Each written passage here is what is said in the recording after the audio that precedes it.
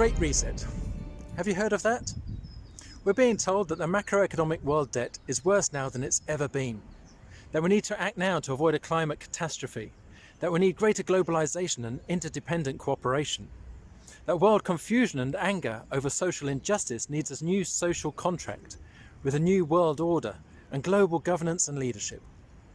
The message coming through louder and clearer is that we're in need of a great reset, and the COVID-19 crisis has merely been a catalyst, accelerating plans that were already afoot. Have you heard of it yet? If not, then maybe you've been distracted. There's been a lot going on, but you'll certainly be hearing about it more and more from now on. Listen carefully to the news. Who is behind this great reset? Well, primarily Klaus Schwab, the founder and executive chair of the World Economic Forum. But it has the backing of the International Monetary Fund, the United Nations, the European Union, and more other world leaders, and famously even Prince Charles has spoken about this, among others.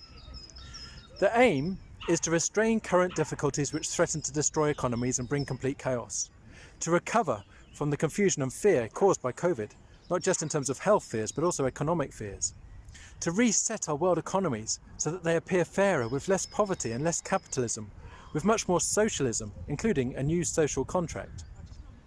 And revolution. This has already been called the fourth industrial revolution, with world debt being cleared on the basis of entering a new Green Deals and technology becoming more and more biometric. The purpose is to create some sort of utopia, a man-made kingdom of heaven here on earth. It's been talked about for a long time and openly. It's on their website of the World Economic Forum. Also talked about the International Monetary Fund, the United Nations.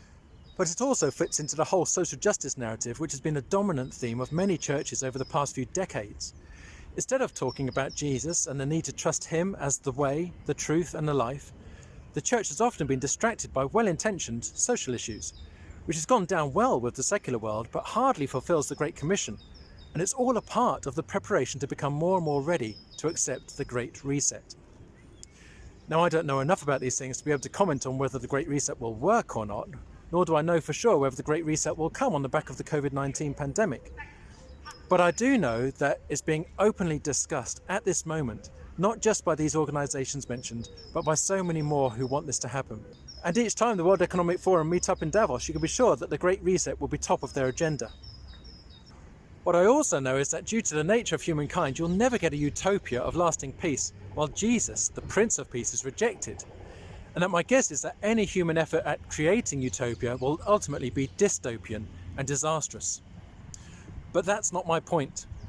My message to all who are interested in the Great Reset, is that the ideal pretext, the optimum conditions to bring about the global need and worldwide desire for the Great Reset, the perfect catalyst for the Great Reset, is not this pandemic, although it will help to condition us and prepare us for what's to come.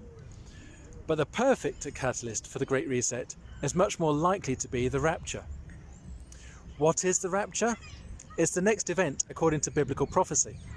It's the prophecy which is certain to be fulfilled, as was the prophecy of Jesus' first coming as a baby in Bethlehem, except the rapture will be much more dramatic. In short, it involves Jesus coming to take those who trust in him out of this world, to be with Jesus in the place he's preparing for them, as promised.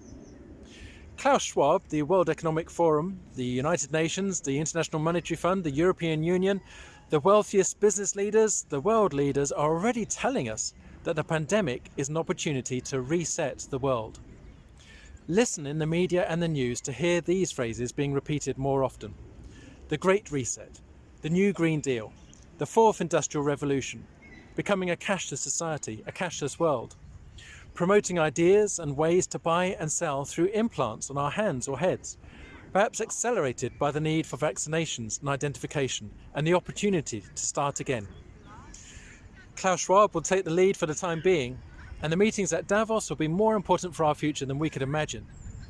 But for those who love Jesus and believe the promises of the Bible, none of this should concern us. We should read the signs of the times, fulfill the Great Commission while there's still time, and look up in joyful expectation. If indeed there is any kind of reset on the way, be sure of this. It's merely a dress rehearsal for the biblically prophesied Great Reset, which is to occur after the rapture.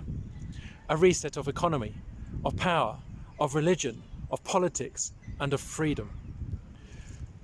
I'm not a specialist on the Great Reset, and so I'd encourage you to do more research on that, but I am a specialist on the rapture. And if you'd like to know more about the rapture, then just take a look through my series of short videos which takes you through what the rapture is, who will be included in the rapture, when the rapture is to occur, loads of information about what the Bible says on the subject, as well as what to do if you get left behind after the rapture.